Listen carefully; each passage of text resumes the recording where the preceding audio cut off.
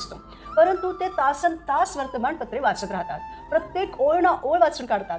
त्याचप्रमाणे सतत भोग आणि ऐश्वर्यातच मग्न असलेले लोक भक्ती देखील भोग मिळवण्यासाठीच करत असतात. भक्ती ही इतरांना दाखवण्यासाठी करायची नसते, कारण हृदयात परमात्म्याच्या रूपात स्थित असणारे भगवंत आपले आंतरिक हेतू पाहत असतात. या श्लोकामध्ये कृष्ण अर्जुनाला निर्धार, दृढ निश्चय आणि ध्येयावर एकाग्रता याचे महत्त्व स्पष्ट करतात. आपल्या इंद्रियांनाही काही प्रमाणात तृप्ती आवश्यक असते.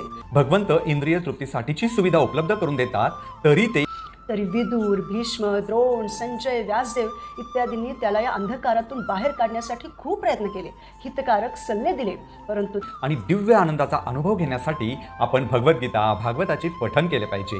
जन्म, मृत्यू, जरा व्याधींना सामोरे जावे लागेल. ज्याच्यापासून मिळणारा आनंद हा नेहमीच क्षणिक असतो. उदाहरणार्थ, एखादे व्यसन आपण प्रत्येक कार्याच्या केंद्रबिंदूत भगवंतांना ठेवतो.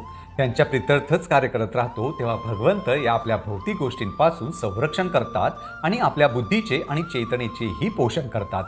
प्रेक्षक हो, व्यवसायात्मिका बुद्धी म्हणजे भगवंतांची भक्ती करण्याची दृढ निश्चय बुद्धी होय. परंतु डोळे उघडून बघतात तर काय, ती नाव रात्रीच्या ज्या ठिकाणी होती त्याच ठिकाणी ती सकाळीही होती. म्हणून आपण भौतिक ऐश्वर्याने मोहग्रस्त न होता भगवंतांना प्रसन्न करण्याच्या हेतूने, भगवंतांची इंद्रिय तृप्त करण्याच्या हेतूने आपली ऐश्वर्ये वापरली तर आपल्या सर्व भौतिक इच्छाही तृप्त होतात. उदाहरणार्थ, वृंदावनातील गोपी, अक्रूर, नारद मुनी, प्रभुपाद आणि त्यांचे शिष्यगण यांचे मन एका क्षणासाठीही कृष्णांपासून दूर जात नव्हते. जीवनात आनंदी राहण्यासाठी